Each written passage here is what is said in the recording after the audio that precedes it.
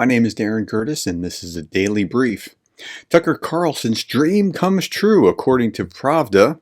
His dream comes true because he sees Moscow and interviews Putin. It will come out on February 8th. That's tomorrow. Today is February 7th as I'm recording this.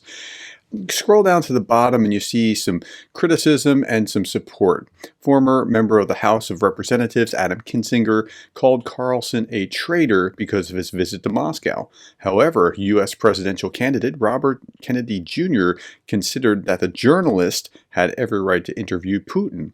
Entrepreneur Elon Musk did not support the idea of banning Carlson from entering the United States because of his visit to Russia.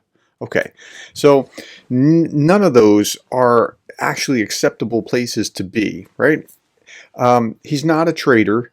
He has the right of free speech. He's doing something that I think is despicable and is going to cause pain and extra suffering because he's going to amplify Putin's concepts and dissuade people from supporting Ukraine.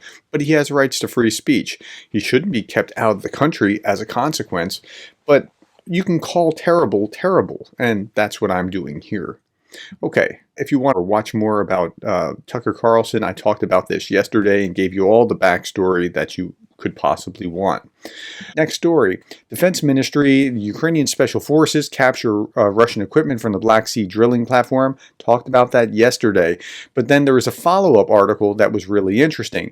Ukraine says its Special Forces blew up a Black Sea mining platform in the night to throw off Russian drone operations. So apparently what they did was they blew up an antenna on the platform, and it's really playing havoc with Russians' ability to direct their drones. Okay, next, Zelensky orders the creation of a separate military force for drones.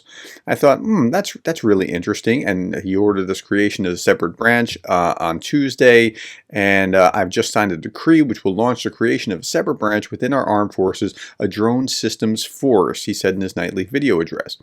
Okay, so it made me think that, at least in the United States, we think about the Army, Navy, Marines, and then the Air Force. And we think of the Air Force as almost a safer branch. I don't know, maybe they're a little bit more cerebral than the Marines. The Marines are like, well, that's dangerous, right? We get that. So I think as the new mobilization wave comes, people will see this as a safer alternative. Now, it may be safer or maybe not, depending on where you are, how close to the front lines, that sort of thing. And, safer is kind of subjective. In World War II, the 8th Air Force in Europe actually took more casualties than the United States Marines. So I only know that because I've visited the Mighty 8th Museum in Georgia. And so, yeah, but I think that might be what's at play here, that they have the separate branch to do this, to really focus what they're going to be doing, and people will be more comfortable mobilizing into the drone force than maybe into other pieces of the Army. At any rate, that's just my speculation. I don't know that that's the fact.